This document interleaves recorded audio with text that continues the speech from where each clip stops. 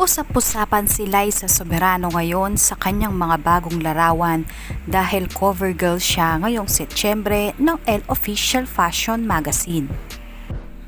Nagliliyab ang kagandahan ni Liza at umaapaw ang napakadyosa niyang mukha. Bet na bet ng mga netizen ang mahabang pulang buhok ni Liza at napaka-perfect sa kanilang concept.